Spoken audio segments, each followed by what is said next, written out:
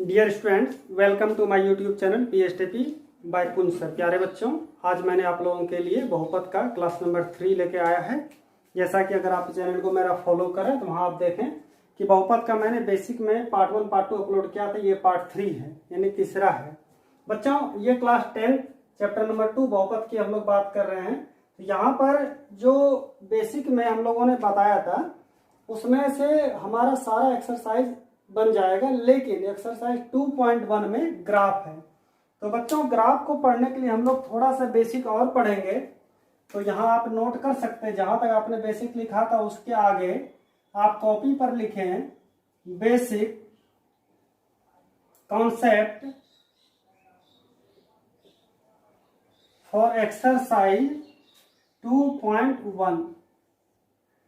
बच्चों, आपको यहाँ ध्यान में रखना है कि बहुपद में आप ग्राफ को आज समझेंगे।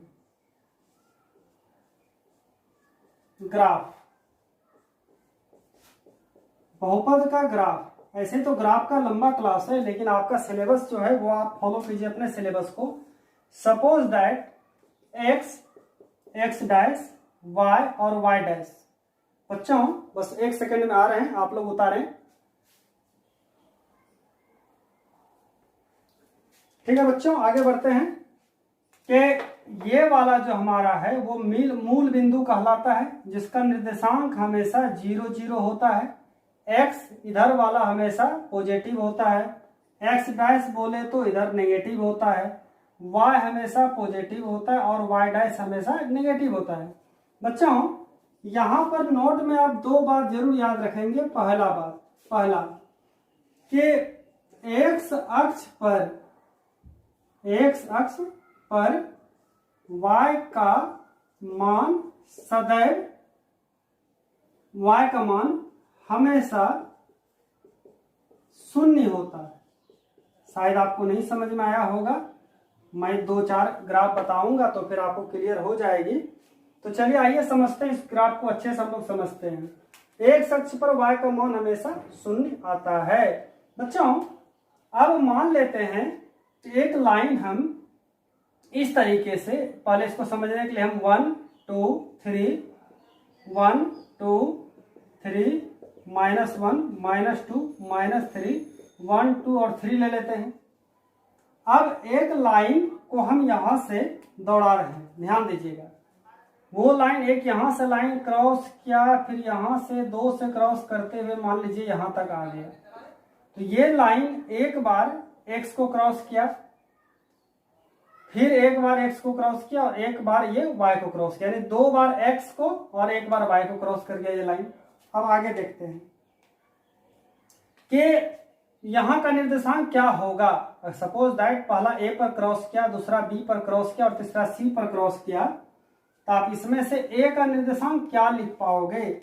a का निर्देशांक क्या लिख पाओगे? a में x का 1 2 यानी पहला कोऑर्डिनेट -2 जो पहला x का वैल्यू होता है, और दूसरा यहां पर y ना तो ऊपर जा रहा है ना तो नीचे आ रहा है। अगर नीचे आता तो y का नेगेटिव वैल्यू आता, ऊपर जाता तो y का प्लस वैल्यू आता।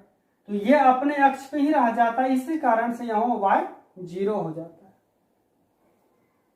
उसी तरह से अगर हम b की बात करेंगे, क्योंकि ये किस अक्ष पे था? x अक्ष पे, तो पहले हम x अक्ष की बात कर लेते हैं। x अक्ष पे और कहां क्रॉस किया है बच्चों? c पर क्रॉस किया है। c पर क्रॉस किया है तो c पर 1 2 x का 2 वैल्यू आया, यहां पर मिस्टेक हो गया था, ये y है 2, और यहां पर y ना तो ऊपर नीचे कहीं नहीं जा पा रहा है, तो y हमेशा 0 आया। अर्थात यहां पर हम लोग एक बात सीख चुके हैं कि कभी भी कहीं भी x अक्ष पर y का मान हमेशा 0। आप देखिए निकाल के यहां भी 0 और यहां भी 0। तो कहने का मतलब, जिसे मान लीजिए कि और समझिए x डैश y और y डैश। अब कोई लाइन मान लेते हैं यहां से क्रॉस करिए, तो यह जो पॉइंट x पे क्रॉस कर रहा है, हम x अक्ष की पहले बात कर रहे हैं, ध्यान देना है बार बार। तो यहां पर इस जगह पर कुछ तो वैल्यू निकलेगा x का, यानी 1 और 2, यानी -1 -2 यानी x -2, लेकिन y 0 आ रहा है। अगर यहां से भी क्रॉस कर रहा है कोई भी, यहां पर सपोज दैट यहाँ 3 था, 1 2 3, तो यहाँ पर भी क्या देख पा रहे हैं हम लोग, x का 3 वैल्यू के y नहीं। तो कभी भी x अक्ष पर कोई भी लाइन क्रॉस कर जाएगा एक्सिस पर, अक्ष पर, तो वहां पर y हमेशा 0 आएगा। इस बात का आप याद रखिए। उसके बाद चलते हैं हम दूसरे नंबर पॉइंट पर, दूसरे पॉइंट पर। जस्ट इसका आप अपोजिट सेंस में लीजिए। क्या अपोजिट सेंस में लेना है बच्चों, इसको आप उतारिए। इस बार हम लोग लेते हैं y अक्ष पर।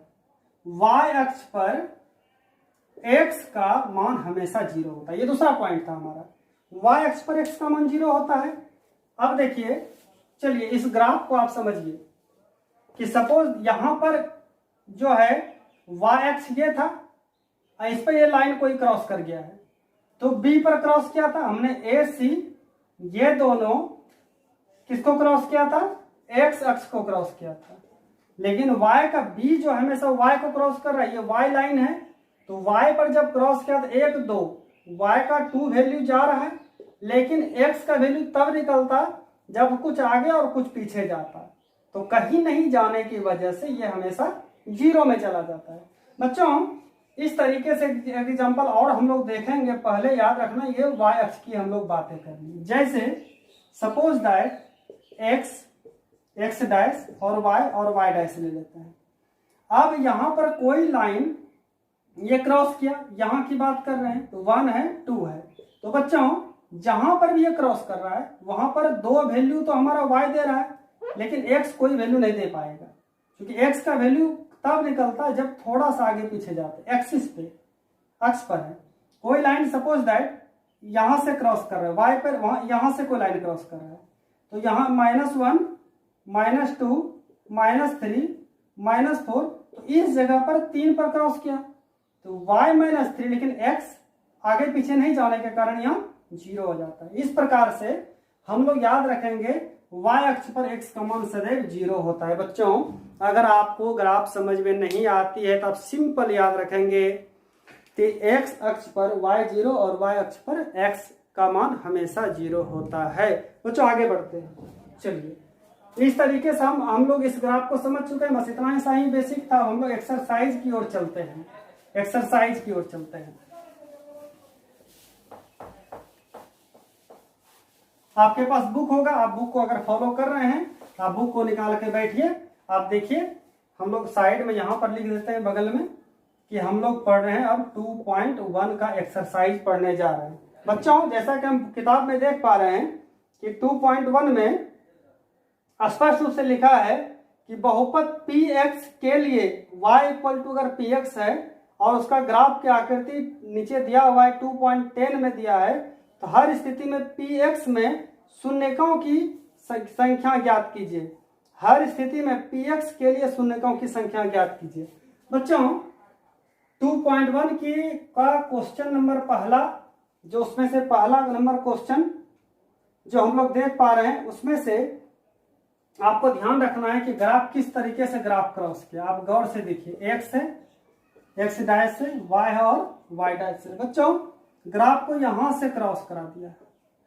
तो जैसे ही आप देखिए इस ग्राफ में, इसमें से जो भी मान यहां निकलेगा, y का मान फिक्स था, लेकिन प्रश्न आपका बोल रहा है px के शून्यकों की संख्या, px के शून्यकों की संख्या। इसीलिए इसका जो आप सॉल्यूशन लिखिएगा, सॉल्यूशन यानी हल, इस ग्राफ में px के कोई शून्यक नहीं होंगे, कोई शून्यक नहीं है। बच्चों y का शून्यक एक निकल सकता था, कोई एक, लेकिन यहां पर यह ओरिजिन था, यहां पर क्यों नहीं निकला? क्योंकि x को क्रॉस नहीं किया। सिंपली समझ लीजिए, अगर x को क्रॉस करता तो x का कोई मान निकलता, लेकिन आपका बुक कह रहा है यहाँ पर कि px के शून्य की संख्या ज्ञात कीजिए, तो पहला नंबर में x का कोई शून्य नहीं होगा। y का हो सकता था, y का कोई मान हो सकता था, x 0, यानी x का शून्य यहाँ पर नहीं होगा। इस प्रकार से आप देखिए ग्राफ, आप ग्राफ को समझिए। अब आगे हम लोग बढ़ते हैं नंबर 2 में, दूसरे नंबर की ओर चलते हैं। दूसरा नंबर प्रश्न जो है हमारा है, आप उसको गौर से, क्वेश्चन नंबर 2 आप लोग अगर देखें पहला का दूसरा नंबर क्वेश्चन में वो ग्राफ कुछ इस प्रकार से क्रॉस किया। अगर आपके पास किताब है तो किताब को फॉलो कीजिए। एक्स डैश है, वाई है और वाई डैश है। बच्चों इसमें से ग्राफ जो क्रॉस किया है, यहां से क्रॉस किया और यहां से इस तरीके से क्रॉस कर गया है। तो आप देखिए मिला के कि यह एक्स में कहीं एक बार क्रॉस किया, यानी जो भी वैल्यू होगा वो एक्स का एक वैल्यू हमारा जा रहा है, वाई यहां नहीं निकलेगा।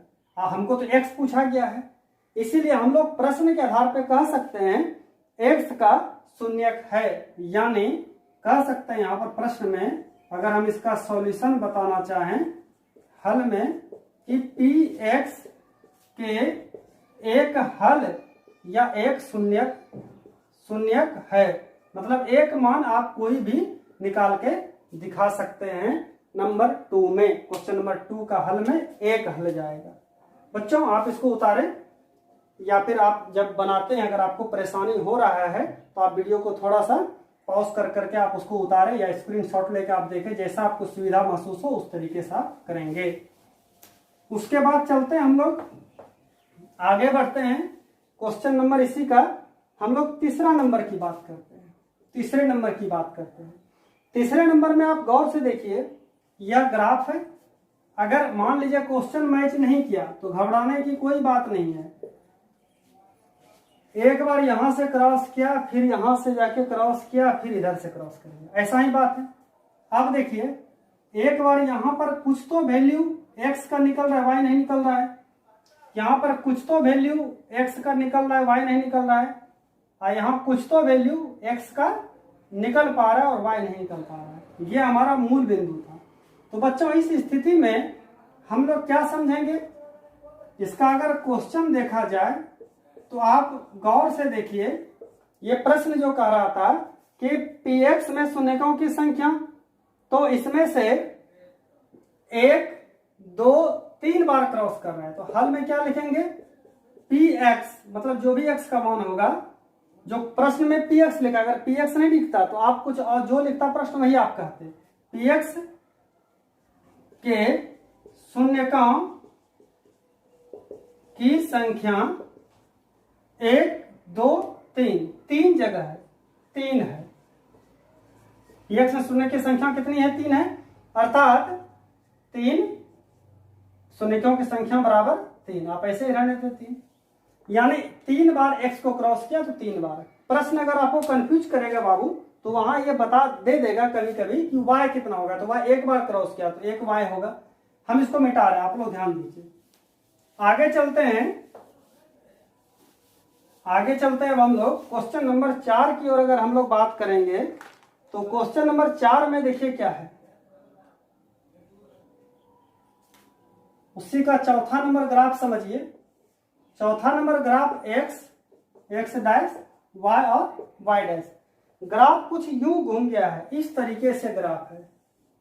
अगर कोई दूसरे बुक को फॉलो कर पा रहे तो वहां भी आप देखें, ये यहां 2 जगह क्रॉस किया तो कहीं ना कहीं यहां पर भी एक्स निकलेगा, वाई नहीं निकलेगा, माइनस वैल्यू आएगा, माइनस एक्स निकलेगा, वाई नहीं निकलेगा। तो यहां पर भी पी एक्स, इसका सॉल्यूशन यानी हल, सॉल्यूशन को हम लोग हल कहते हैं, सॉल्यूशन को पी एक्स के शून्यकों की संख्या 2 हो जाएगी। इसमें शून्यकों की संख्या 2 होगा।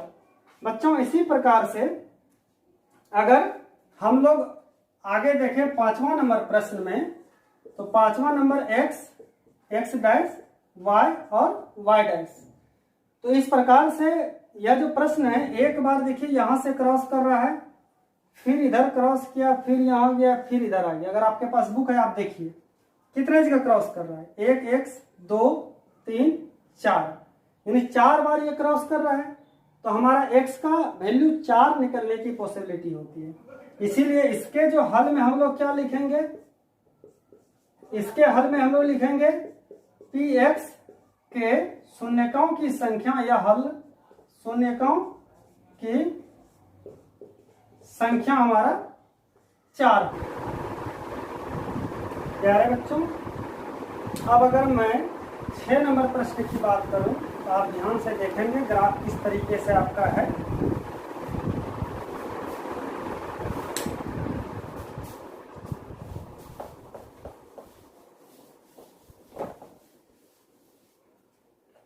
उसके छठे नंबर में आप अगर देखें क्वेश्चन को, तो वो ग्राफ कुछ इस प्रकार से दे दिया आपका एक्स डैश वाई और वाई डैश। प्यारे बच्चों, उस ग्राफ में अगर आप बुक को देख रहे हैं तो वहां देखिए लिखा हुआ है, एक बार यहां से क्रॉस किया, एक बार सिर्फ टच किया है एक बिंदु पर, फिर एक बार टच कर गया। बच्चों जहां पर क्रॉस किया वहां पर तो x का कोई एक नेगेटिव वैल्यू होगा, y तो नहीं निकलेगा।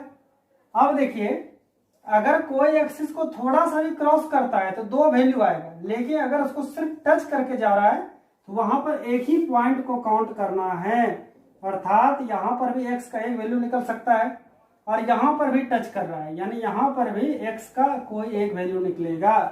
ये तो हमारा मूल बिंदु था। इस प्रकार अगर हम इसका हल देखें तो हमें यहाँ स्पष्ट रूप से दिखाई दे रहा है कि px के शून्यकों की जो संख्या है, शून्यकों की संख्या कितनी है, 1 2 3 बराबर 3 है, 3 हुई। प्यारे बच्चों, उम्मीद करते हैं आप लोगों को क्लास समझ में आया होगा। इस प्रकार से हम लोगों ने क्या देखा कि बहुपद के 2.1 का बेसिक के साथ हमने उसका सारा क्वेश्चन बताया। हम लोग मिलते हैं अगले वीडियो में पार्ट नंबर 4 के साथ, जिसमें बहुपद के एक्सरसाइज 2.2 की परिचर्चाएं उसमें रहेगी।